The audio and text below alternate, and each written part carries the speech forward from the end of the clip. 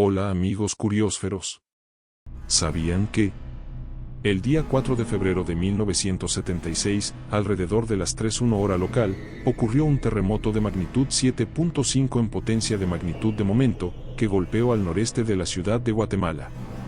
En tan solo 39 segundos un tercio de la capital quedó reducido a escombros y miles de edificios colapsaron.